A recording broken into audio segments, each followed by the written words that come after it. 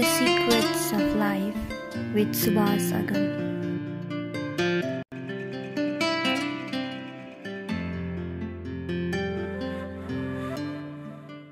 नमस्कार समादरणीय दर्शकवृन्द, स्वधर्म टिभीको यो विशेष प्रस्तुतिमा हजुरलाई स्वागत गर्न चाहन्छु। हामीले पहिले पनि हाम्रो सत्संगमा विश्वनाथ बाबाजीसँग अन्तर्वार्ता गरेका छौँ, सत्संग गरेका छौँ र आज सौभाग्यले हामीले उहाँका गुरुज्यूसँग पनि संवाद गर्ने अवसर प्राप्त गर्दैछौँ। पशुपतिनाथमा शिवरात्रिको अवसरमा उहाँहरू आउनुभएको छ। उहाँ वास्तवमा भारतीय मूलको भए पनि न्युजिल्यान्डमा बस्नुहुन्छ र अहिले हामी नेपालको पशुपत क्षेत्रमा उहाँसँग संवाद गर्दैछौँ। आउनुहोस्, उहाँलाई स्वागत गरौँ। बाबूजी नमस्कार। नमस्कार बाबूजी। तो आप कह रहे थे कि आपके गुरुजी से आपका बनारस में भेंट हुआ था, मुलाकात हुआ था। तो गुरुजी से हम अलग ही सत्संग करेंगे, उसके पहले आप थोड़ा इनके बारे में बता दीजिए कि कैसे आप लोगों का भेंट हुआ था।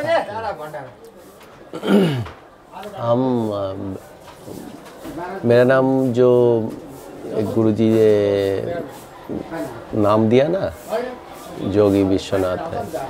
तो हम विश्वनाथ मंदिर काशी में गया था, वो मंदिर में जाने के लिए जी।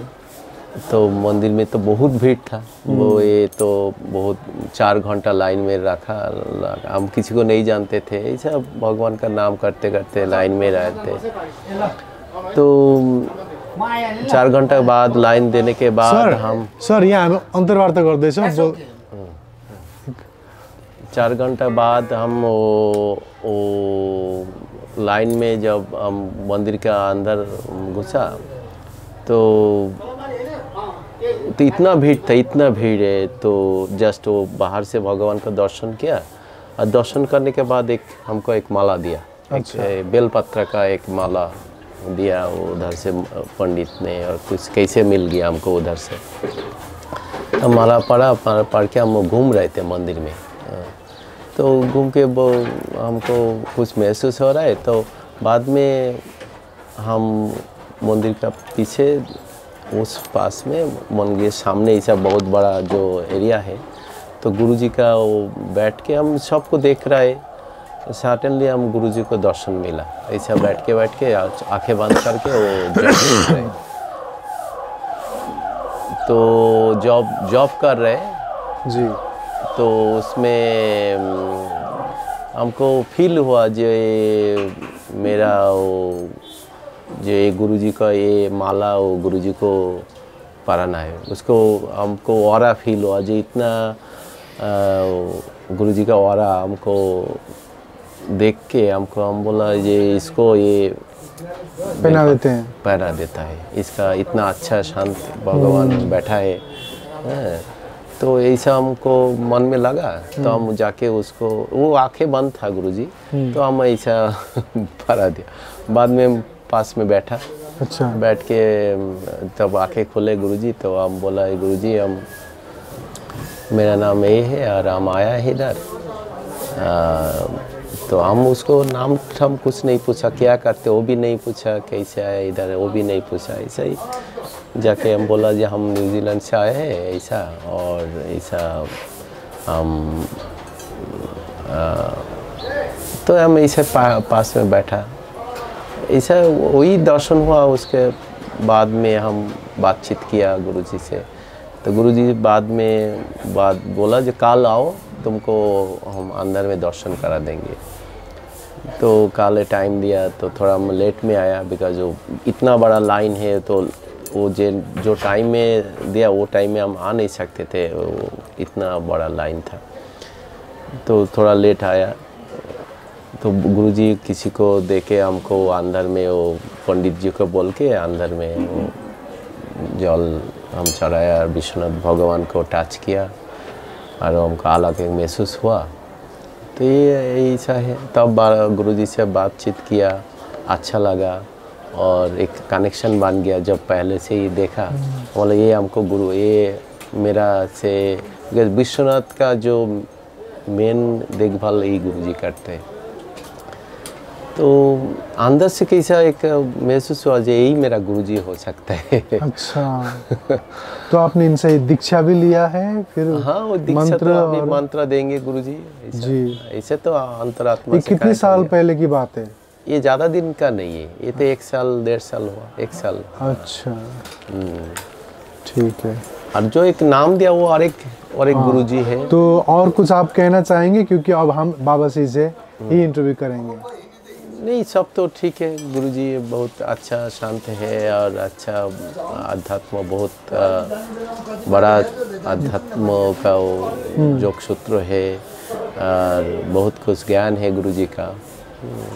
यही फील हुआ मेरा। ठीक है, ओके ओके बाबा जी, आपका बहुत बहुत आभार है। अब आपके संग हम अलग ही एक अंतर्वार्ता करेंगे। अब हम बाबा जी से कुछ बात करते हैं, ठीक है? तो बाबा जी, अब आप हमारे दर्शकों के लिए पहला आपका परिचय दे दीजिए, फिर उसके बाद हम बात को आगे बढ़ाएंगे। मेरा नाम सुनील चैतन्य है। मेरी जन्मभूमि बम्बई है। अच्छा। महाराष्ट्र। तो हमारे गुरुजी है वो जम्मू कश्मीर के हैं। अच्छा। तो हम उनके साथ में 89 से घर छोड़ के तो पद यात्रा करते थे। अच्छा। ऐसे करते हैं तो 2010 में हरिद्वार का कुंभ था। उस टाइम पे कुंभ करके तो 2011 में गुरुजी ने हमको आज्ञा दिया कि आध्यात्म में जाके कुछ करो, कुछ पढ़ो। कहाँ पर जाके? अध्यात्म में। हाँ, अच्छा अच्छा। मतलब कुछ ज्ञान प्राप्त करो। क्योंकि गुरुजी तो जैसे प्रवचन कथाएं वगैरह करते हैं, तो हम लोग को जैसे पढ़ाई के लिए भेजा गया। अच्छा। तो 2011 से मैं ऋषिकेश चला गया। ऋषिकेश में हम कैलाश आश्रम में न्याय, व्याकरण, दर्शन ये पढ़ाई करते रहे। वहाँ कोर्स करके फिर हम लोग आ गए 2014 में, जब केदारनाथ में फ्लड आया था। हाँ हाँ। तो वो उस टाइम पे हम लोग केदारनाथ में थे। अच्छा। जब फ्लाई आया था, हाँ। एक दिन पहले हम लोग वहाँ दर्शन करके नीचे आए। अच्छा। तो ये भगवान केदारनाथ ने कैसे हमको ऊपर बुलाया था, तो 2, 6, 4 ये हमारा वहाँ जन्मदिन होता है। तो जन्मदिन के बाद में अब अपने जन्मदिन पे कहीं ना कहीं मैं किसी ब्राह्मण को तीर्थ करा देता हूँ। तो उस टाइम पे हम लोग गए थे केदारनाथ। तो मेरा भाव बहुत था कि मैं पशुपतिनाथ का दर्शन करूँ, क्योंकि तब पूर्ण फल होता है। तो जब वो फ्लाई हुआ था, तो फ्लाई से एक दिन पहले हम लोग नीचे आ गए थे। तो विद्यार्थी कहने लगे थे गंगोत्री चले। मैंने कहा नहीं, हरिद्वार चलते वापस। तो नीचे लौटते समय किसी विद्यार्थी का एक पैर मोच आ गई। अच्छा। ये भी भगवान की कृपा है। तो हम लोग को वहाँ फंसाया नहीं। उस टाइम हम लोग ऋषिकेश आ गए। अच्छा। ऋषिकेश आने के बाद दूसरे दिन मॉर्निंग में फिर हम लोग को पता चला कि पूरा भूकंप आ गया ऊपर।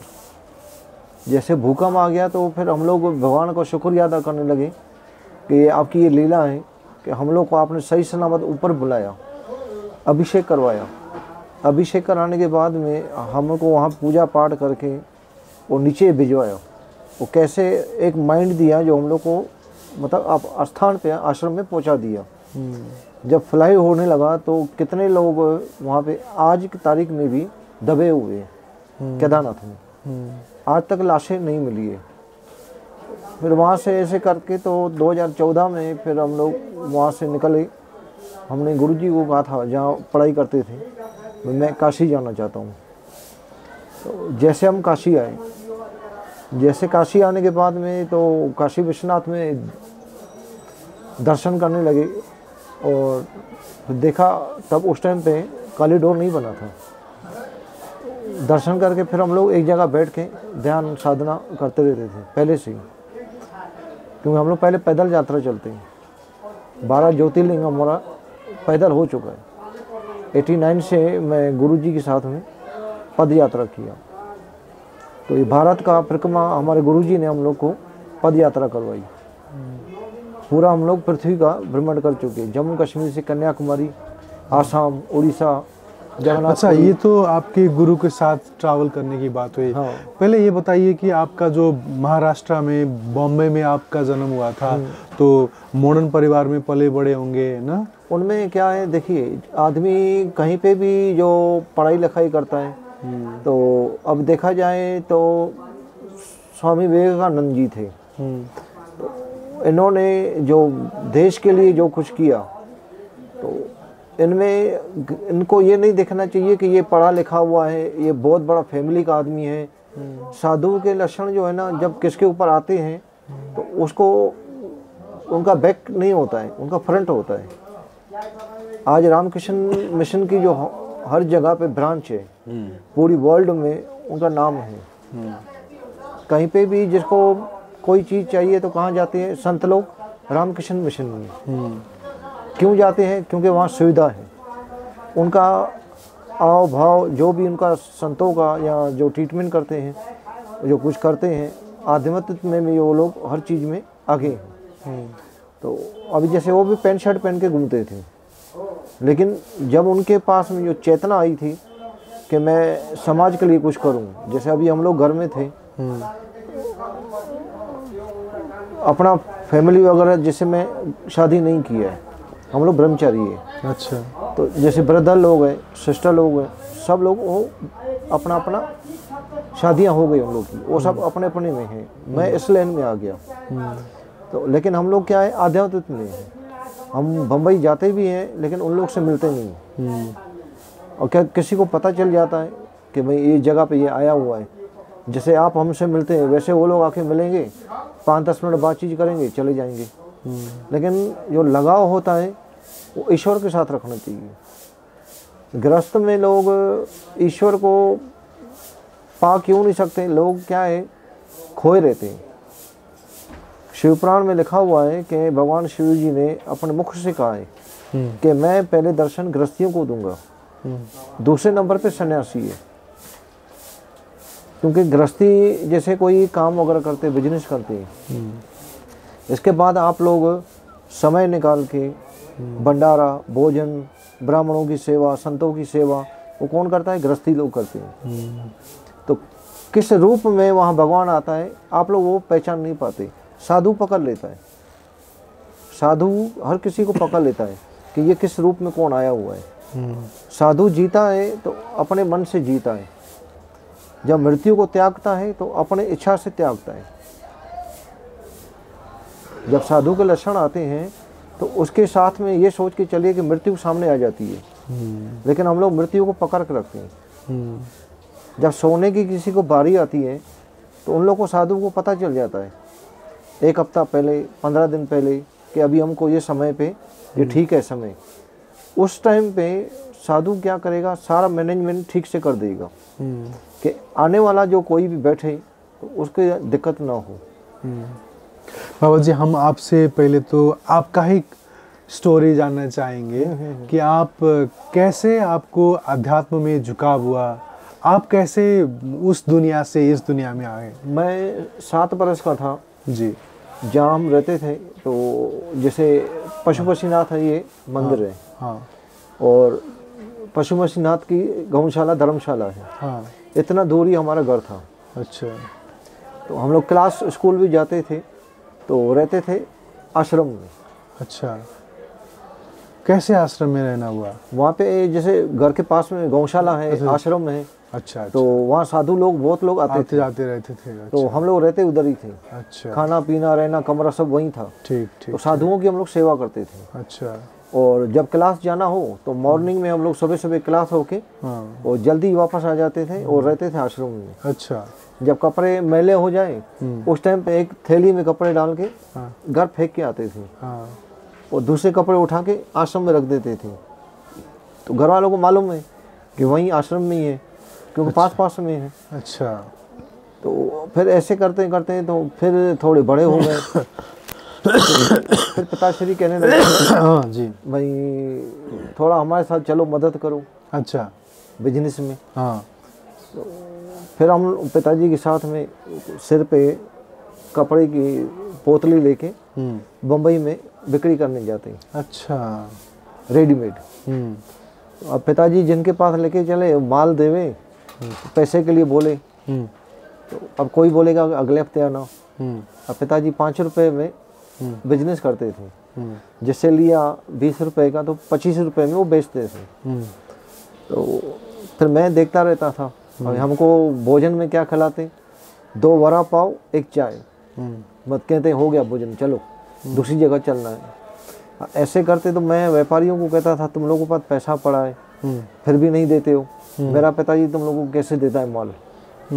तो एक धनी ने मेरे को बोला था कि हम तुम्हारे पिताजी को 1 महीने की उधारी देते हैं, हम तुमको 3 महीने का देंगे, तुम मेरे पास अकेले आओ, हम तुमको बिजनेस सिखाते कैसे करते हैं। तो फिर घर के अंदर में मैंने पिताजी को बोला आप लोग ऐसे ऐसे करते हो, खाना वाना खाते नहीं और ऐसे ऐसे घूमते रहते, कोई पैसा ही देता नहीं। फिर मैं एक व्यापारी के पास चला गया अकेला, क्योंकि छोटे थे उस टाइम पे, नॉलेज इतना नहीं था। तो हम स्टेशन गिनती करके उतरते थे। जब फास्ट ट्रेन लोकल मिलती थी तो मालूम नहीं पड़ता था कितनी ट्रेन चली गई फास्ट, तो हम स्लो गाड़ी में जाते, तो स्टेशन गिनती करके उतरते थे। तो फिर धनी ने कहा कि अभी तुमको हम माल देते हैं, ये माल जाके दुकानों में नहीं बेचना, जो सड़क पे लोग बेचते हैं ना ये उनको देना, क्योंकि दुकानों में क्या होता है कि कोई भी आपको इतना पैसा नहीं देगा और जल्दी नहीं देगा। सड़क पे बेचोगे पैसा भी अच्छा मिलेगा और रोकड़ा मिलेगा। वो ट्रेनिंग उसने दी थी। जैसे आप कोई ये चीज़ बेच रहे हैं तो मैं आपको क्या कहूँगा कि ये झोला है, सामने वाले को देना है, मैं आपको सैंपल दिखाने आया हूँ, आप क्या कहेंगे कि उसको मत दो, हमको दो। अच्छा अच्छा। तो सारे झोले हमको दो, हम सारा उसको दे दिया।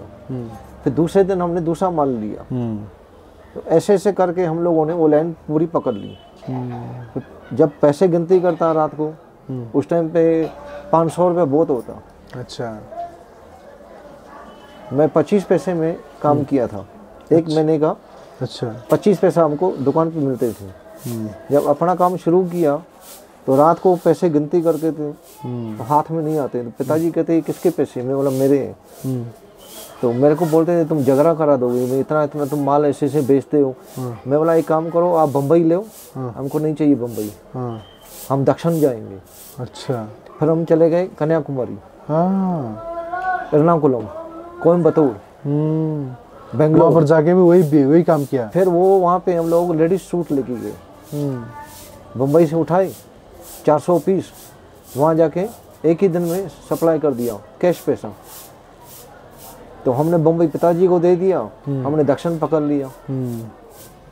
ऐसे थे करके तो फिर हम आश्रम में भी सेवा करते थे। तो फिर गुरुजी आए थे जो पद यात्रा वाले। गुरुजी का नाम बताइए। स्वामी विश्वात्मानंद सरस्वती महाराज। स्वामी विश्वनाथ, स्वामी विश्वात्मानंद सरस्वती महाराज महामंडलेश्वर। फिर बोले स्वामी विश्वात्मानंद। विश्वात्मानंद। हाँ। अच्छा, विश्वात्मानंद। हाँ, ये अटल पीठाधीश्वर महामंडलेश्वर है। अच्छा अच्छा। महानिर्वाणी अखाड़े के। हाँ, महानिर्वाणी अखाड़ा। अच्छा। तो ये पहले पैदल चलते थे। तो फर्स्ट टाइम ये बम्बई आए थे। फर्स्ट टाइम बम्बई आए थे तो फिर प्रवचन किया, ये रहे वहाँ 2-3 महीने। तो हम लोग को एक भाग मिला उनका सेवा करने का। तो सेवा करते करते तो जब ये पैदल निकले तो हम लोग उनके साथ निकल पड़े। बस निकल पड़े तो तब से लेके आज तक हम बाहर ही है। तो अपने पढ़ाई की अभी भी काशी के अंदर में न्याय, दर्शन, ज्योतिष ये सब वहाँ पढ़ते रहते हैं। अभी भी बच्चों को पढ़ाते भी रहते हैं। जो समय मिलता है काशी विश्वनाथ में 2 बजे से रात को 11 बजे तक हम मंदिर में सेवा देते हैं। अच्छा। निष्कुल सेवा। अच्छा। हाँ, जो भी हो सेवा अंदर वहाँ निष्कुल सेवा है, कोई हमको पैसा नहीं चाहिए। बस ये होता है कि जैसे कोई विग्रह में कोई कमी है, जैसे ये शिवलिंग है, अब शिवलिंग में क्या कमी है, तो जैसे अंदर दीवार ठीक नहीं है, तो हम लोग वहाँ ऑफिस में कह के एप्लीकेशन करवा के तो मार्बल नया मंगाते थे। अच्छा। उसको डिफ्लेट कर लेंगे, क्योंकि मंदिरों को पुजारियों को वो अधिकार नहीं है। पुजारी तो अपना गर्भगृह में बैठते हैं, जिनकी जिनकी जो ड्यूटी है, तो हम लोग का ड्यूटी पूरा देखना होता है सब जगह क्या है क्या नहीं है। तो ये भी एक सेवा है, जो अंदर सेवा मिल तो जाती है। मुझको ये समझ में नहीं आया कि आप जब दक्षिण गए और दक्षिण में भी व्यापार करने लगे, तो उसके बाद आश्रम में भी जाते थे, आते थे, सेवा करते थे, लेकिन सन्यासी होने का वो जो निर्णय करता है कोई आदमी, वो कैसे हुआ? जैसे हम लोग जब घर छोड़ा, हाँ, तो घर छोड़ने के बाद में हम लोग एक दिन में 60 किलोमीटर चलते थे व्यापार करने के लिए। नहीं, पैदल। जब गुरुजी के साथ हम छोड़ दिया, यहाँ बम्बई छोड़ दी,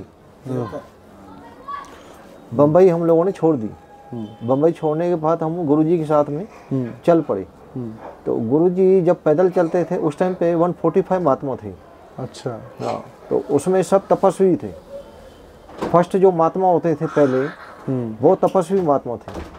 तो अब बुजुर्ग भी कोई बुजुर्ग थे, कोई ज्ञानी था, कोई वैरागी था, कोई आचार्य था, कोई योगी था, सब मिक्स थे। तो हम लोग उनके पास जैसे पैदल, उस टाइम पे ये मोबाइल वगैरह थे नहीं, तो पैदल जैसे उनके साथ चल पड़े।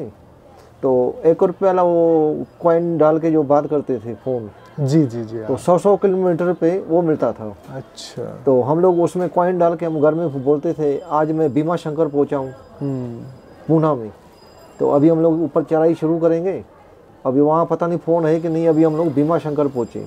अच्छा। तो वो कह रहे थे कि कब आओगे कब आओगे, मैं बोला हम आ जाएंगे। ऐसे ऐसे करके उनके साथ चल पड़े। तो भीमा दर्शन करके तो फिर हम लोग फिर आगे चले नासिक के लिए। आध्यात्म में से चलते चलते उसमें क्या होता है कि जैसे भोर में 1 बजे हमको उठना होता है, स्नान पानी करके, तो जो शिवलिंग है उनका तैयारी करनी होती है, पूजा पाठ पूरा, और 3:30 बजे आरती होती है, 3:45 बजे हमको चलना होता है पैदल। बाल्टी में रखेंगे चाय कॉफ़ी दूध जिसको चाहिए, और गुरुजी ड्राई फ्रूट देते थे सबको 2-2 मुट्ठा, अपना अपना लो, क्योंकि पैदल चलना है ना। तो शाम तक ड्राई फ्रूट पूरा ख़त्म हो जाता। अच्छा। हाँ, और घी की हम लोग रोटी खाते थे, शुद्ध घी। आज भी वही मंडली में वही चलता है। अच्छा।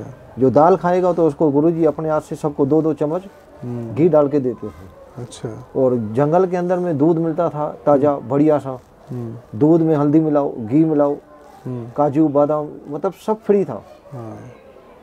उस टाइम पे कोई पैसे का इतना वो नहीं था। आध्यात्म में उस टाइम पे कभी भी आप जब आज भी चल के देखिए नेपाल के अंदर, मैं यहाँ आया हूँ जैसे, तो 3 दिन के अंदर में मेरे को जो महसूस हुआ है, तो हम कुछ उसका बयान नहीं कर सकते। जो पशुपतिनाथ में हमको 3 दिन में मिला है, शायद यहाँ किसी को इतने दिन में मिला हो। क्यों? भाव है ना, ये पशुपतिनाथ जो है किसी को भाव किसी किसी को देते हैं, सबके पास वो चीज़ नहीं आ पाती। जैसे कोई भावना से अंदर पूजा पाठ करता है, अगर यहाँ पे जैसे जैसे काशी विश्वनाथ में विग्रह है, तो इन विग्रहों में जैसे कोई पूजा पाठ करवाए और पशुपतिनाथ में जल चढ़ा देवे, तो ऐसे इनका सिस्टम बनना चाहिए।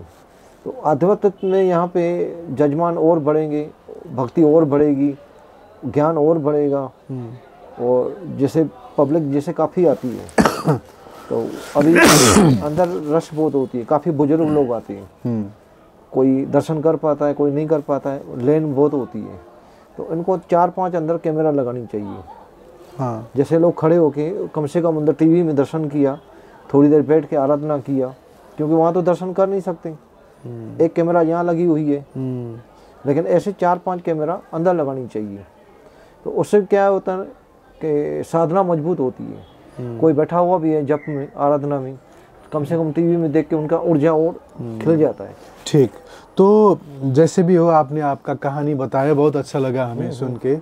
तो सौभाग्य से आपका जैसा जीवन होता है कि बचपन से ही गुरु का सानिध्य मिले, उनका आशीर्वाद मिले, और उनके साथ चलने को मिले, ऐसा ही अच्छा गुरु मिले। सभी लोग उतना भाग्यमानी नहीं होते, क्योंकि जैसे भी साधु भी मिलते हैं ना भारतवर्ष में, अच्छे भी मिलते हैं, बुरे भी मिलते हैं, सब प्रकार के लोग हैं ना यहाँ।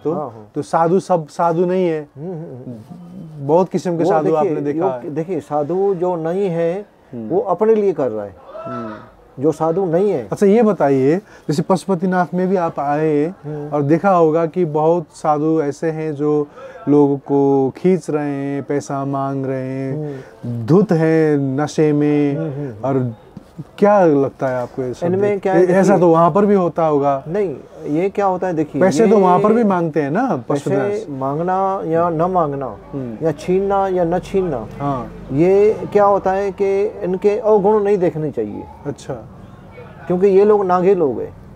अच्छा, नागे जो होते हैं, अब ये किसके लिए छीनते हैं? हाँ, क्योंकि ये जंगलों में रहते हैं, 2 पैसा इनके पास होता है ना, तो ये लोग क्या है, गांजा, अपने खाने पीने का चीज़ें, तो उसी से ही जो यहाँ से जो कमा के जाते हैं, कहीं से भी, चाहे इंडिया से भी ये लोग जो कमाते हैं, तो ये छुप जाते हैं। ये आम जगह पे ये कहीं नहीं मिलेंगे।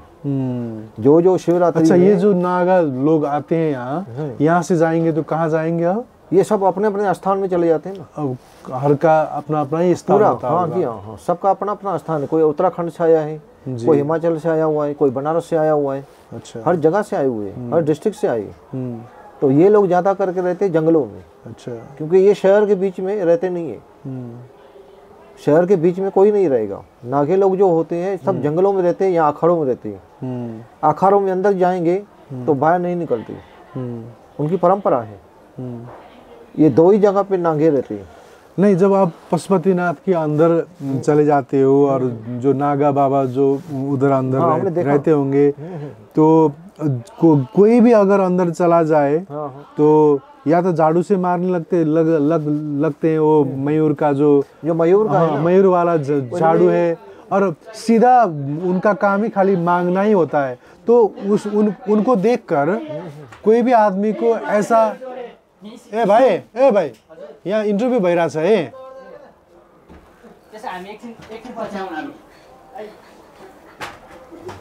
हाँ, तो मैं कह रहा था कि वो लोग जब मांगते हैं तो एक कोई भला आदमी जब जाके देखता है तो उसको आध्यात्मिक फीलिंग नहीं आएगा। जैसे आपको आप एक यहाँ पर शांत बैठे हो, आपको देखकर ऐसा लगेगा कि कुछ बोले, कुछ सत्संग किया जाए, कुछ पूछा जाए, तो आपसे कुछ उत्तर का अपेक्षा हो सकता है, आपसे हम सत्संग कर सकते हैं। उसके बाद आपसे प्रभावित होके लोग 1000 भी दान करके जा सकता होगा, लाखों भी दान करके जा सकता होगा।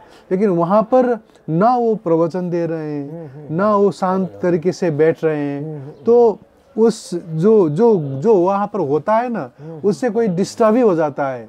डिस्टर्ब इसके लिए होते हैं ना कि देखिए, अभी जैसे आप लोगों ने नेपाल में परंपरा पहले से चला के रखी है, ये जो इनको बिठाने की, वो इनको आज तक कोई ऐसे आदमी मिला नहीं।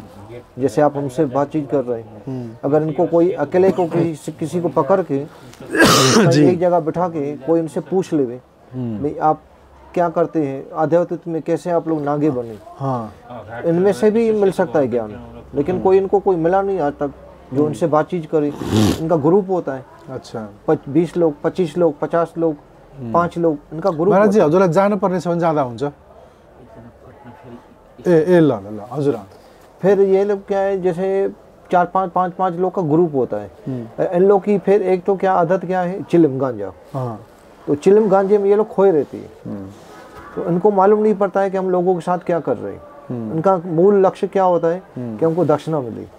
अच्छा, क्योंकि पूरे साल भर इन लोग को नहीं मिलती जो आप यहाँ मिलने गया। हाँ। चाहे आप ये 2 जगह कहीं पर भी स्थान हो जहाँ पर हो, हमने नागांव को एक गुरुजी ने हमारे जूनागढ़ में हम लोगों ने शिवरात्रि की थी, तब पैदल चलते थे। अच्छा, वहाँ नागे लोग आज भी वहाँ पे, आप शिवरात्रि में कभी मौका मिले आप जाइए। अच्छा, वहाँ एक कुंड है, तो कुंड में 50 महात्मा अंदर जाते हैं नहाने के लिए। अच्छा, 13 या 14 लोग वापस आते हैं। हाँ, बाकी वहाँ गायब हो जाएंगे। ये वहाँ की परंपरा है। अच्छा, ऐसे तपस्वी है। लेकिन लोग क्या है ना, लोग उन चीज़ों को पकड़ नहीं पाते, नागाओं को समझ नहीं पाते। नागा अगर जिसके ऊपर राजी हो गया, खरगोश में खेलेगा एक दिन में। अच्छा, लेकिन हम लोग को क्या है, जैसे कोई दान पुण्य कर रहा है ना, तो उनका क्या है, देना है तो ठीक है, नहीं देना है तो हाथ जोड़ लो। लेकिन उनके अवगुण नहीं लेना चाहिए। चलो लगे हाथ नागा को बाबा का कुछ बात चली ही हुआ है, तो और कुछ बता दीजिए। हमने सुना है कि जब शंकराचार्य ने धर्म का जब ग्लानि हो रहा था भारत में, जब आक्रांताओं ने आके मंदिर को तोड़ रहे थे, तो उस समय धर्म की रक्षा के लिए एक, जैसे आज के समय में CID होते हैं, उसी किस्म के एक अंडर कवर आर्मी क्रिएट किया था, जिनको नागा बोलते हैं, अघोरी बोलते हैं, ऐसे साधु होते हैं। हमने यही सुना है, आज भी है ना। हाँ, तो थोड़ा उनको बारे में और विस्तृत तरीका से बता दीजिए कि नागा असल में क्यों बना हुआ था ऐसा। क्योंकि नागा जैसे हरिद्वार के अंदर में इनकी सबकी ब्रांच है नागाओं की। अच्छा। सबकी जो अखाड़े 13 अखाड़े हैं। 13 अखाड़ों में मेन क्या है, इनमें किसके लिए ये 13 अखाड़े बने हुए कि जितने भी भारत के अंदर में तीर्थ स्थान है जी, उसकी रक्षा के लिए अखाड़ा आता है आगे। जैसे ये मंदिर है, इसके लिए देखभाल के लिए कोई है नहीं। हाँ। हजारों सालों से ये मंदिर को कोई नहीं देख रहा है जी। अखाड़ा क्या करेगा? हाँ। उसको वो ले लेगा। हाँ, हाँ। अखाड़ा लेने के बाद में उसको मेंटेनेंस करेगा, इस चीज को मेंटेनेंस करेगा जी। मेंटेनेंस करने के बाद में वहाँ ब्राह्मण को पढ़े हुए लिखे को वहाँ बिठाने के बाद अभिषेक पूजा अर्चना चालू हो जाएगी। क्यों? महादेव है, महादेव है ना। तो महादेव को कभी भी कोई भी कहीं पे भी देखेगा, जंगल के अंदर भी हो तो वहाँ मंदिर बना देगा। अब बहुत जगह पे साधु लोग रहते हैं, ठीक है, जंगलों के अंदर। तो वो लोग क्या करते, जैसे ये पैसे कमाए आपस में, लोग ने 15 लोग का ग्रुप है, इनके पास 50 लाख रुपया हो गया, तो 10 लाख का मंदिर बन जाएगा। वहाँ इन लोग की साधना चलती है। अच्छा, ये नागा लोग नंगे क्यों रहते हैं? इनकी परंपरा है ना। अच्छा, परंपरा तो इनकी परंपरा कोई न कोई कारण से तो चला होगा ना। इनमें क्या है कि जैसे जो लिंग होता है ना, तो लिंग कैसे ये जैसे ओपन रखेंगे तो इनमें एक तृष्णा नहीं होती है। हाँ, वो तो बहुत साधनाएं करते हैं, लिंग को बहुत उसको दुख देते हैं, जो खींचते हैं, उसको मार डालते हैं। यहाँ तो अभी तो कुछ भी नहीं है। हाँ। आपने यहाँ कुछ नहीं देखा है? नहीं देखा है हमने, यहाँ पर भी वो दिखाते हैं कि लिंग में पत्थर टांग लेते हैं, कुछ भी कर सकते हैं। आप जूनागढ़ में देखेंगे जी, आप खुद हैरान हो जाएंगे। अच्छा। कांटे वाला डंडा लेके। अच्छा। सोचिए इतने कांटे लगे हुए जी, वो डंडा लेके उसको लिंग को, जैसे हम लोग आटे को बेलते हैं ना, बेलते हैं ऐसे। हाँ। तो उसको 4-5 राउंड बेलेंगे। हाँ हाँ। तो उसमें क्या होता है कि जो भी व्यक्ति उस साधु का दर्शन करता है जी, दर्शन मात्र से, हाँ, जैसे हम लोग तीर्थ का दर्शन करते हैं जी, दर्शन मात्र से ही लोगों के पुण्य बढ़ जाते हैं। तो लोग 2 प्रकार से नागे को देखते हैं। एक नंगा बैठा हुआ है, दूसरा क्या कहेगा कि भाग्यशाली है हम लोग जो उनके दर्शन मिले। हाँ। क्योंकि दोबारा मिलेगा नहीं। अच्छा। हम घर में बच्चे को छोटे से लेके बड़े तक नंगा देखते आ रहे हैं, एक प्रकार से वो भी नागा है। हाँ। जो हम बच्चे जब तक वो नंगा डोलेगा, दौड़ेगा, इधर उधर करेगा, हम घर के अंदर बच्चे को देखते हैं तो वो भी उसी रूप में देखना चाहिए। अच्छा। ऐसे उनको कभी भिन्न नहीं करना चाहिए। बच्चे में और उसमें कोई अंतर नहीं है। अच्छा। जब नागा बन जाते ना जी, उम्र में ये लोग बड़े हैं, लेकिन इनकी तृष्णा जो है बच्चे जैसी हो गई। अच्छा। क्योंकि बच्चे को वो समझ ही नहीं है कि मेरे को स्त्री के पास जाना है। हाँ। और ये स्त्रियों से दूर रहते हैं सब। हाँ। अगर ऐसा ही होता नागाओं में तो सब लोगों के पास में स्त्रियां होती थी, इनके पास कोई स्त्री नहीं मिलेगी। ये सब स्त्रियों से दूर रहते हैं। इसलिए इन लोगों को अखाड़ा अपने पास पना देता है। कहीं पे भी जो मेला निकलेगा कुंभ का, तो पहले सब आगे नागे चलती है, इसके बाद में शाही निकलेगी। पहले नागा आगे चलेंगे, उनके हाथ में त्रिशूल बाला सब होता है। पुलिस आगे चलेगी, मैं हट जाओ यहाँ से। आज गंगा के अंदर में जब पहले प्रवेश करते नागे, इन लोगों की तपस्या, आज ये लोग यहाँ स्नान करते हैं, कोसों दूर पब्लिक वहाँ स्नान करती है, उनको पहला फल मिलेगा पब्लिक को। अच्छा। क्यों? हम लोग यहाँ डुबकी लगाई, ये जल आगे बह रहा है, हाँ तो हमारा जो स्नान का जो जल है उतरा हुआ जल, जैसे वस्त्र हम उतार के कपड़े धोते हैं जी, तो इनका जो उतरा हुआ जल है जो आगे जाएगा, जो वहाँ नहाएगा वो सारा जल उनके ऊपर आएगा। तो वो जो यहाँ हम लोग की क्रिया है उन लोग के ऊपर, गृहस्थियों के ऊपर पड़ती है।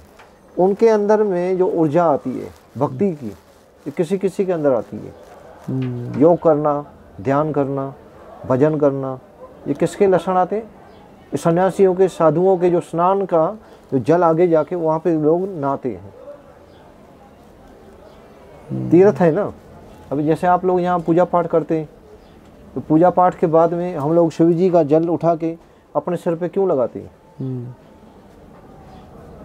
कि हमारे को बुद्धि आए, चेतना आए, ज्ञान आए, गुरु भक्ति आए। जो गुरु ने हमको मार्ग दिया है उस गुरु पे हम नाज करके हम आगे चले जी। क्योंकि गुरु का लक्ष्य क्या होता है कि शिष्य को आगे करना। शिष्य को पकड़ेगा नहीं, शिष्य को दंडित करेगा, शिष्य को तंग करेगा। और शिष्य को फर्ज क्या है कि गुरु को नमस्कार करके उस दंड को स्वीकार करना चाहिए, अपने पैर पे खड़ा रहना चाहिए, आगे चलते रहना चाहिए। वो लक्ष्य खुद प्राप्त हो जाता है, तब गुरु को एक महसूस होता है कि मेरा चेला आगे गया। चलिए, अच्छा ये बताइए बाबा जी, जैसे हम कोई भी साधक होता है और साधना की रास्ते में जब वो चलना चाहता है, एक कहिए कि आध्यात्मिकता की ओर उसका झुकाव बढ़ता है, तो कोई भी एक संप्रदाय में चले जाएगा, कहीं भी साधुओं के संग में चले जाएगा और वहाँ पर कुछ सत्संग सुनेगा, और जो संप्रदाय का बात वो सुनेगा वही बात उसके जहन में उतरेगी पहली बार, क्योंकि उसने पहली बार वही सुना है। लेकिन अब ये देखा जा रहा है कि एक और संप्रदाय जो बढ़ रहे हैं, हर एक संप्रदाय ये कह रहा है कि हमारा ही मार्ग ठीक है, हमारा ही रास्ता से चलना चाहिए, यही रास्ता आपको पहुंचाएगा। और एक और शैव परंपरा है, और कहिए कि सनातनी जो मूल परंपरा है, ये परंपरा के साधु, ये परंपरा के चाहे शंकराचार्य भी ये कह रहे हैं कि आपको कहीं भी कन्वर्ट होना नहीं है, कहीं भी कोई भी संप्रदाय में आपको जाने की जरूरी नहीं है। जो सनातन धर्म का मूल प्रवाह है वहीं रहिए और उसी में साधना कीजिए, कोई संप्रदाय में जाने की जरूरी नहीं है। ऐसे नहीं होता है ना। देखिए अभी जैसे 13 अखाड़ा है जी, ठीक है, आज भारत के प्रधानमंत्री है जी, योगी, और मोदी जी प्रधानमंत्री हो गए, और योगी जी हो गए आपके राज्य के प्रधान, राज्य के मंत्री, मुख्यमंत्री। तो मुख्यमंत्री, अभी मुख्यमंत्री जो है जी, वो भी अखाड़े के हैं। अब वो कभी अपना नहीं चलाते, वो क्या बोलते हैं, सनातनी ही एक है। तो हम लोग के अंदर में हिंदू, मुस्लिम, सिख, ईसाई, चाहे नेपाली हो, चाहे बंगाली हो, चाहे गुजराती हो, सबको एक करना चाहिए। उसको कहते हैं सनातन जी, क्योंकि आकाश तो खुला हुआ है जी, सबके लिए। ऊपर तो कोई गली बनी नहीं है, ना कोई बिल्डिंग बनी है। जो पूजा पाठ करेगा, भक्ति करेगा, जाएगा कहाँ पे? एक ही मार्ग से जाएगा। किसके पास? एक ही के पास जाएगा। लोगों ने ये भिन्न भिन्न बना के रखा है। आप शिवलिंग की पूजा कर रहे हैं, मैं काशी विश्वनाथ में वहाँ पूजा कर रहा हूँ, बात एक ही बराबर है। पूजा वही है। रुद्री पाठ यहाँ पे भी हो रहा है, वहाँ पे भी हो रहा है। आप यहाँ प्रार्थना कर रहे हैं कि प्रभु घर में सुख शांति देना, हम लोग क्या कहेंगे, प्रभु बस जो हम मार्ग पे चले हुए हैं, हमारे से जो भी जुड़े संसार में आगे चलता रहे। क्यों? हम लोग पराधीन होते हैं, आप लोग घर को पकड़ते हैं और हम सबको चलते हैं, लेकिन कभी भी इसमें भिन्न नहीं करना चाहिए। अब लोग जैसे किसी को गुरुकुल में भर्ती करते हैं, गुरुकुल में भर्ती करने के बाद कहेंगे भाई आज गुरुद्वारे में आप पढ़ रहे हो, है हिंदू, गुरुद्वारे में पढ़ रहा है, तो वहाँ की भाषा पढ़ के वो ऐसे नहीं कि वो गुरुद्वारे में जाके पंजाबी बन जाएगा, लेकिन ये है कि वहाँ का गुण ले लेगा। जितना टाइम वहाँ स्कूल में रहेगा वहाँ का गुण ले लेगा। मैं अगर नेपाल में रहूँ 2 साल तो यहाँ के गुण आप में आ जाएंगे। गुण भी आ जाएगा, यहाँ की भाषा भी हम सीख लेंगे, यहाँ का जो सभ्यता है वो भी सीख लेंगे, हम लोग को ज़्यादा बेनिफिट मिल जाएगा। हाँ। जितना आप भक्ति में जाएंगे उतना आपका फाइल बनते जाएगा। अच्छा, जो अध्यात्म के परमात्मा को प्राप्त करने का वो जो कोई बैठा हुआ है कहिए, या वो कोई जो जिसको हम कोई राम बोलता है, कोई कृष्ण बोलता है, कोई शिव को कहता है, कोई आत्मा बोलता है, कोई वो जो है, उसको प्राप्त करने के लिए कलियुग के जो हम ऐसे जीव हैं, इन जीवों के लिए सबसे आसान जो रास्ता होता है वो क्या है?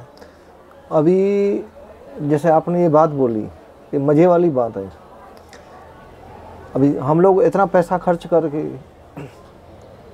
5-5 हज़ार रुपया अभिषेक करते हैं, 2-2 हज़ार रुपया अभिषेक में लगा देते हैं, लाखों करते हैं। एक बात, हाँ, नॉर्मल जैसे कोई गरीब आदमी आया हाँ, तो 500 रुपया चलो दे के अपना पूजा पाठ करा के अर्चना करके चला जाता है।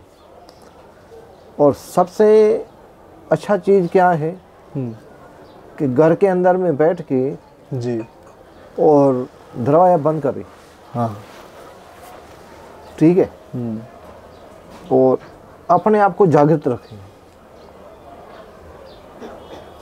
जब तक आप अपने आप को देखेंगे नहीं कि मैं कौन हूँ,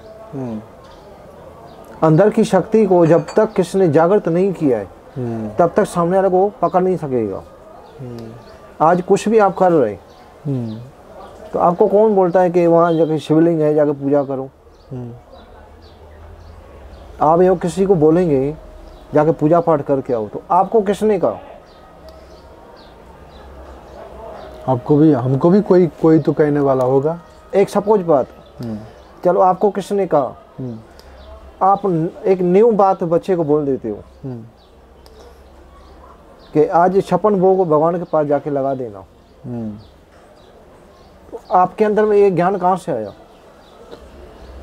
कहीं ना कहीं से तो आया कहीं ही से होगा नहीं ना। होता है। ये क्या होता है? भाव होता है। हमने भी सुना होगा किसी से। सुनी बात पे नहीं चलना चाहिए। अच्छा, जो अंदर से भाव आता है, जो अंदर से भाव आता है, अंदर से जो जागृत होता है, उसको देखना चाहिए कि अंदर आखिर कौन है,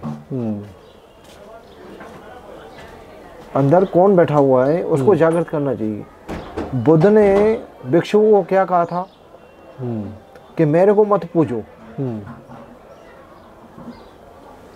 उन्होंने कहा था कि मेरे को मत पूजो, जो तुम्हारे अंदर बैठा हुआ है वो मेरे अंदर है, मैंने उसको जागृत करके देखा हुआ है, तुम जागृत करो। तुम्हारे पास अब जो है वो सोया हुआ है, हमारे पास जागृत है, क्योंकि तुम लोग सोए रहते हो। मैं सोते हुए भी जागता हूँ। हाँ। एक भिक्षु ने कहा बुद्ध को कि आप सोते जब और जब उठते तो एक ही करवट में आप सोए रहते, एक ही करवट में आप उठते। हाँ। हम जब सोते हैं तो 10 करवट तो इधर बदली करनी होती है, 10 करवट इधर बदली करनी होती है, तब जाके हमको नींद आती है।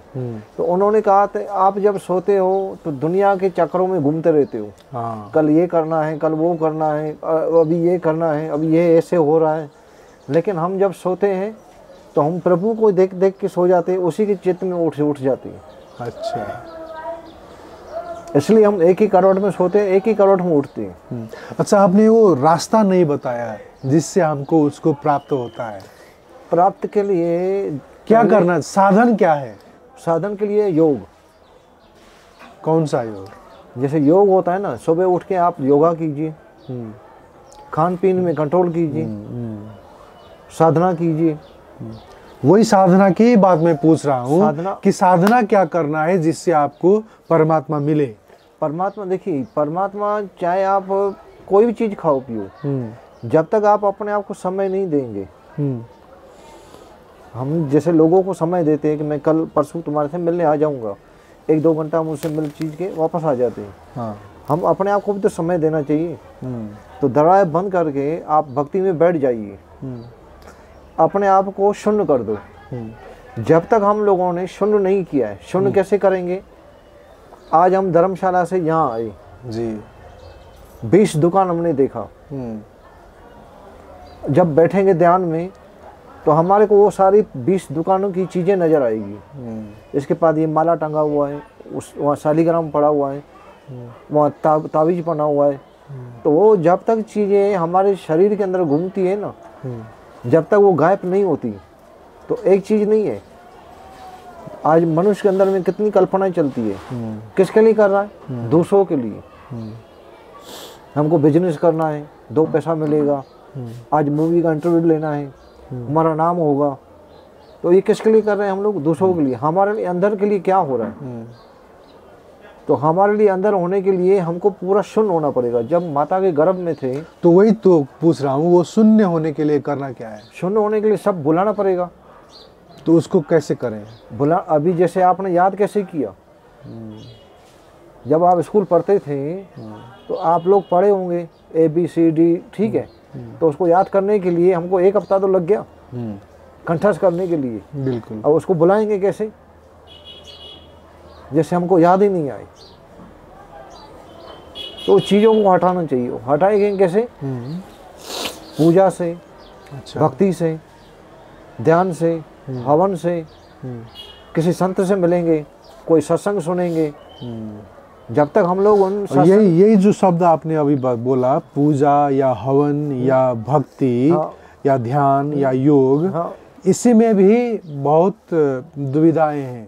जैसे ध्यान के संबंध में आप कहिएगा कि तो लोग, बहुत से ऐसे लोग हैं जो जिंदगी भर ध्यान करते हैं और फिर भी जब आप उनसे बात करेंगे तो उनके पास ऐसा अकड़ है कि मैं ध्यानी हूँ, तो वो तो वही फंस रहे हैं। और योग करने वाले योगियों की भी मिली है, वो योग के ही अकड़ में अटके हुए हैं। देखिए, जो आपने बात बताई ना, हाँ, हमने आपको पहले भी कहा, हाँ जी, जैसे नागों के लिए, हाँ, कि किसी के अवगुण नहीं देखनी चाहिए। आपने किसी के अंदर अकड़ देखी। मैं यही बोल रहा हूँ कि कलियुग में, हाँ, हाँ, यहाँ इस युग के जीव के लिए ध्यान करेगा तो ध्यान में ही अटक जाएगा। तो इसी वजह से बोल रहा हूँ कि तो ऐसा कोई राजमार्ग होगा जिससे हमको आराम से चला जाए। वो गुरु है ना। आप जब तक गुरु धारण नहीं करेंगे जी, तब तक आप एक लक्ष्य में पकड़ नहीं चलेंगे। इसलिए क्यों कहते हैं गुरु ब्रह्मा, गुरु विष्णु, गुरुदेव महेश्वरा? क्यों बोलते हैं? कि जब तक व्यक्ति गुरु धारण नहीं करता है तब तक वो लाइन को पकड़ नहीं सकेगा। ठीक। गुरु के बगैर आदमी अधूरा है। बहुत अच्छा। क्योंकि हम किसी के पास बैठेंगे 10 मिनट, कोई दूसरे के पास लेके जाएगा, वहाँ की अच्छा, गुरु के संबंध में बोलिए कि जैसे गुरु से एक दीक्षा ले लेता है कोई आदमी, हाँ जी, तो एक अमुक आदमी एक अमुक गुरु से दीक्षा हुआ, फिर वो अपनी जिंदगी में आगे बढ़ रहा था, तो उनसे गुरु से लगाव कम होता गया, मिलना भी कम हुआ, तो उनका कहा हुआ बात भी भूल गया। फिर जिंदगी के अगली पड़ाव में कोई और गुरु मिल जाता है, तो इस परिस्थिति में वो दूसरा दीक्षा ले सकता है या नहीं, दूसरा गुरु को फिर वर्ण कर सकता है या नहीं? इनमें जैसे हम लोग गुरु धारण किया कोई भी, पशुपतिनाथ को जी, और मैं इंडिया चला गया, आप यहीं रह गए, अब मेरे कोई सपोज पकड़िए मैं भूल गया, तो हम आपको फ़ोन करके बोलेंगे गुरुजी ने जो दीक्षा दिया था तो एक बार हमको रिपीट करके सुनाओ। हाँ, तो मेरे को अक्षर में समझ में नहीं आ रहा है, हमको रिपीट करके सुनाओ। तो आप हमको फ़ोन पे वो मंत्र एक गुरु भाई को सुना सकता है जी। तो उससे क्या होता है कि वो गाइड होता है। तो आपने हमको कनेक्शन वापस बैटरी चार्ज कर दी, तो वहाँ हमारी बैटरी चार्ज हो जाएगी। अच्छा, तो इसलिए लोग जैसे गुरु धारण करने के बाद जैसे कोई चला जाता है जी, तो कोई तो और साथ में कोई साथी होगा, उसी से मिल के आदमी उसे पूछ सकता है। बहुत लोग हैं, हमारे भक्त लोग हैं, हाँ, लेह लद्दाख में, अच्छा, वहाँ पे वो लोग बर्फ़ के बीच में रहते हैं, लेकिन उन लोगों को मांस मछली खाना पड़ता है। हाँ, तो मैं उन लोगों को बोलता हूँ, देखिए आप भारत के लिए या किसी के लिए भी आप लोग जो यंग में आप लोग खड़े हुए हो जिस मोड़ पे, जब आप उस जगह को छोड़ के इधर आते हो तो इधर तो आप लोग साधारण रोटी खाते हो जी, वो खाते ही नहीं आप लोग। तो उस टाइम पे ये भूल जाओ कि हम लोगों ने वहाँ खाया हुआ है। हाँ, अब जब यहाँ आते हो सात्विक रहो, अच्छा गुरु भक्ति में रहो तो कोई उसमें दोष नहीं है। अच्छा। क्योंकि उन लोग को जीने के लिए तो कुछ तो चीज चाहिए ना। हाँ। वहाँ एक कैप्सूल मिलता है जी। तो आदमी एक एक हफ्ता भोजन नहीं खाता है। जैसे हम लोग तो यहाँ नीचे चलते हैं, वो नीचे चल नहीं सकते, वो हवा में चलते ऊपर। वो सुरक्षा किसकी करते? पृथ्वी की। जैसे आप लोग की यहाँ बॉर्डर है, आप लोग सुरक्षित सैनिक जैसे लगे हुए हैं। तो वो मानना पड़ेगा उन लोग को कि जो सेना को कि जो बॉर्डर के ऊपर खड़े होके भी भगवान पशुपतिनाथ का ध्यान करके हुए वहाँ पे शिवरात्रि मना रहे। लेकिन कहाँ खड़े हुए? बॉर्डर के ऊपर। भगवान उनकी भी सेवा मंजूर कर रहा है। ऐसे नहीं कि नहीं। ये क्या होता है? भाव होता है। हम लोग को जरूरी नहीं कि सामान चलाना है, या हम लोग को फूल लेके जाना है अंदर, या कोई चीज लेके जानी है। भगवान कहीं पे भी बैठ के इंसान के अंदर को भाव को पकड़ता है। अच्छा। तब जाके उसको वो ज्ञान दे देगा, वैराग दे देगा। अच्छा बाबा जी, जो आप अभी नेपाल में आए हैं, आपने थोड़ी देर पहले ये कहा था कि पशुपतिनाथ में मुझे जो मिला वो जो 3 दिन में मिला, बहुत लोगों को कभी नहीं मिलता। नहीं मिलता। तो वो चीज़ जो आपको मिला है, ऐसे तो नहीं मिला होगा, कुछ क्रिया किया होगा आपने, कुछ तरह से जुड़े हुए आप। वो कैसे जुड़ना हुआ आपका? ये क्रिया देखिए, जैसे हमने बताया आपको कि 2014 में हम लोग केदारनाथ गए जी। तो जब फ्लाइट आ गया था, तो हम लोग ये भगवान को प्रार्थना कर रहे थे उसी टाइम कि हमारे को आप पूर्ण दर्शन कब दोगे। पूर्ण दर्शन यहाँ होता है। जो भी व्यक्ति केदारनाथ का दर्शन करेगा, पशुपतिनाथ दर्शन करने के बाद ही उसको पूर्ण फल मिलता है। तो जब हम लोग यहाँ जब से बैठे हुए इधर, तो हम खाली यहाँ नहीं है, इसको केदारनाथ को जोड़ दिया। अच्छा अच्छा। तो इसको हमने पूर्ण बना दिया। खाली सिर नहीं है, हमने पूरा धर भी दे दिया इसको। अब पूर्ण आ गए हो तुम इधर। अच्छा ये बताइए, एक कोई अमुक आदमी कहीं गुफा में, कहीं एक कक्ष में रहकर भी, शांत होकर भी तो साधना कर सकता है। और एक दूसरी ओर देखे तो हम तीर्थ को जाते हैं, चाहे वो अमरनाथ हो, चाहे केदारनाथ हो, चाहे डोलेश्वर महादेव हो, चाहे पशुपतिनाथ हो। तीर्थ जाने का महत्व क्या है?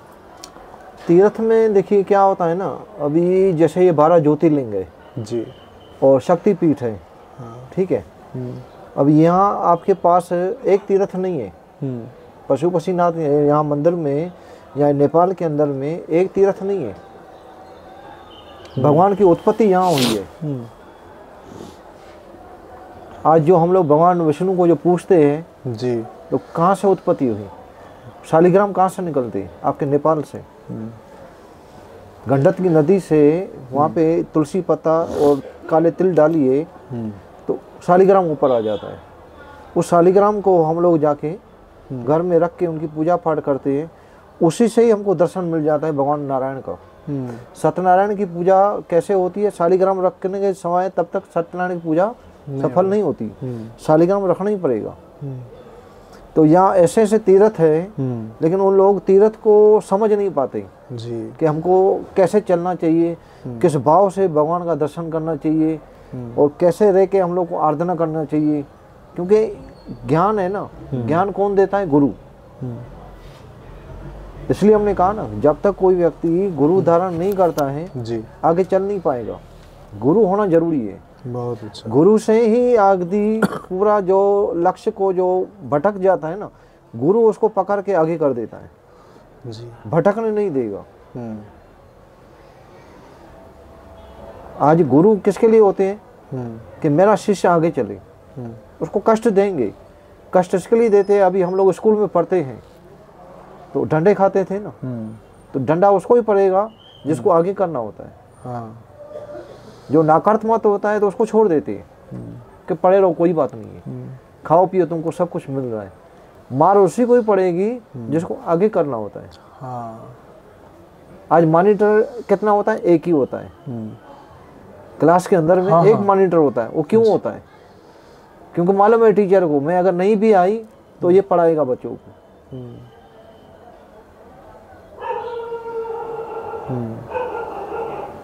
तो इसलिए शिष्य को क्या करना चाहिए? गुरु गीता में लिखा है कि जब तक गुरु हयात है चेले को कभी भी अपने पैर को पसारना नहीं चाहिए, मतलब दिखाना नहीं चाहिए। शांत रहना चाहिए, भक्ति में रहना चाहिए, ज्ञान में चलना चाहिए। अच्छा, अपने आप को बचा के चलो जी। क्यों? गुरु की आज्ञा नहीं है हमको कुछ करने की। गुरु के इशारे जो होते हैं समझने वाला चाहिए। आज लोग बहुत गुरु की कॉपियां करते हैं, गुरु की नकल करते हैं। तो वो नकल से क्या होता है? आदमी नकारात्मक हो जाता है, उनकी ऊर्जाएं खत्म हो जाती है। अच्छा, ये बताइए, भारतवर्ष में आप बहुत सी जगह पर घूमते रहते हैं, कोई ऐसा संत जो आज की डेट पे, आज के समय पे ऐसा संत हो जो मतलब परमात्मा को प्राप्त किया हुआ, पहुंचा हुआ सिद्ध संत हो, कोई ऐसा कोई जिक्र करना चाहेंगे? देखिए, ये आप जो बात बोलते हैं ना, ये खाली भारत की बात नहीं है। हमने आपको नेपाल के लिए कहा, वही तो मैं कह रहा हूँ, जहाँ पर भी पूरी वर्ल्ड का पकड़ो आप जी। हाँ, तो इनमें जो भी व्यक्ति किसी को भी, देवता को, देवी को जो प्राप्त करता है, पहली बात कोई बोलेगा नहीं। अगर मैं ही अगर आपको बोल दिया कि मैंने यहाँ पशुपतिनाथ भगवान का दर्शन किया, आप मानेंगे नहीं। क्योंकि जो व्यक्ति देखता है उसके अंदर जो फीलिंग होती है, जो उसकी चीज़ अंदर आती है, वही आदमी चुप रहेगा, वो शांत रहेगा जी। क्योंकि वो कहने की चीज़ नहीं होती है। आपने दो रोटी खाई, सब्जी खाई, चावल खाया, आपका पेट भर गया। अच्छा, ठीक है, वो तो आपको पता है ना कि मेरा पेट भरा है कि नहीं भरा है। सामने वाले को क्या लगेगा कि अभी 2 रोटी इसको और देवे, लेकिन हम लोग क्या कहेंगे कि बस पूरा नहीं हो गया। बहुत अच्छा लगा महाराज जी आपसे मिलकर। प्रश्न तो बहुत हैं लेकिन समय कम है। नहीं, इसमें बहुत अच्छा लगा आपसे। ये प्रश्न जो है ना, उसमें आध्यात्म में जैसे आप जितना आप चलेंगे जी, ये सागर है। ये सागर के अंदर में कहते हैं ना कि जितना गोता लगाओ उतना कम है। सारे तीर्थ बार बार, गंगा सागर एक बार। क्यों कहते हैं? क्योंकि वहाँ पे कोई एक बार मुश्किल से जाता है, बार बार तो जाया नहीं जाएगा। तो सागर में इंसान को कहता है कि कहीं पे भी अगर आप लोगों को समझ में नहीं आती है तो किसी समुद्र में जाके स्नान करके आओ। अगर आपको शुद्ध होना है, पवित्र मन रखना है, तो समुद्र में नहा लो। गंगा में नहीं नहाना है, समुद्र में नहा लो। क्यों? समुद्र के अंदर में सारे तीर्थ आते हैं। पनाह कहाँ लेते हैं? समुद्र। हम लोग को जाना कहाँ है आखिरी में? समुद्र में। जब प्रलय होगा तो क्या होगा? खाली जल थल हो जाएगा। तो पकड़ने वाला कौन है? समुद्र। तो मन को शुद्धि करने के लिए हम लोग को चाहिए समुद्र। मैं साल में एक बार बम्बई जाता हूँ। अच्छा, बम्बई जू पे हम नहा के आते। अच्छा, उससे मन जो है ना पूरा एकदम तृप्त हो जाएगा। कन्याकुमारी जाओ आप, रामेश्वर, वहाँ शीतल जल मिलेगा, वहाँ नहा लो, मन शुद्धि हो जाती है। बहुत अच्छा लगा बाबा जी आपसे मिलकर। अंत में हमारे दर्शकों के लिए कुछ आशीर्वचन कहना चाहते हैं तो हम तो दर्शकों को यही कहेंगे कि आप जो भी मार्गदर्शन के लिए यहाँ पूछना चाहते हैं, कुछ करना चाहते हैं, तो कभी भी हमसे मिल सकते हैं। हमारे पास आ सकते हैं। अच्छा, मैं बनारस रहता हूँ। तो उसमें क्या होता है कि जब तक ये लोग कोई गुरु धारण नहीं करेंगे तब तक किसके अंदर में भक्ति जागृत नहीं होगी। क्योंकि गुरु के सिवाय और कोई आदमी नहीं है कि जो आपको लैंड दिखाए। किसी दोस्त से पूछेंगे, घर वालों से पूछेंगे, वो भटका देगा। एक गुरु ही है जो संसार से परे कर देता है। संसार से परे क्यों करता है? कि आप लोग जानो कि आप किसी के साथ रहते हो तो कितनी देर रहोगे। जब तक आपके पास हाँ कोई ज्ञान है, कोई चीज़ें हैं, तो तब तक आपको अपने पास रखिएगा। जी। बाद में क्या कहेगा कि चलो थोड़ा तुम घूम के आओ। लेकिन गुरु ऐसा चीज़ है, अपने पास ऐसा रखेगा, सोना बना के बाहर छोड़ देगा जी। कि कोई भी इसको देखे हाँ तो आदमी इसको छोड़े नहीं, सोने के जैसा निखार के। बस यही बात है कि असली गुरु को की पहचान होना चाहिए। हाँ इसलिए हमने काम छोटे से हम चलते रहे। हाँ और कहाँ जाके हम लोग गुरु जी को पैदल चलते चलते हम लोगों ने, और तीर्थ में जब पैदल चलते थे तो पैदल का आनंद अलग था। हाँ। अब गुरु जी के जैसे अभी कॉलेज है, स्कूल है, धर्मशालाएं हैं, गौशाला है, तो फिर ज़बरदस्ती हम लोगों ने गुरु जी को गाड़ी में बिठाया गया था 2009 में। अच्छा। तो फिर कुंभ में हम लोग पहुँचे थे हरिद्वार, तो 2011 से फिर मैं इधर आ गया इस लाइन में। अच्छा। पढ़ाई के लिए। तो अब गुरुजी जब उनकी आज्ञा होगी तो तभी भी हम वापस जा सकते हैं, नहीं तो अपना जैसे भजन पूजा पाठ जो सेवा होती है करते रहते हैं, लोगों को और जोड़ते रहते हैं आगे, धर्म में आगे चलो, भटको मत। जैसे आप कहते हैं ना भाई, लोग भिन्न भिन्न जगहों पे चले जाते हैं जी, तो ये भटकना होता है। अच्छा। इसलिए कहते हैं भटको मत, एक ही गुरु पकड़ लो। ठीक, एक सदेश सब सदेश, सब हाँ। सदेश सब जाए। हाँ, चलिए, बहुत अच्छा लगा बाबा जी। जय शंभो। जय विश्वनाथ। जय विश्वनाथ।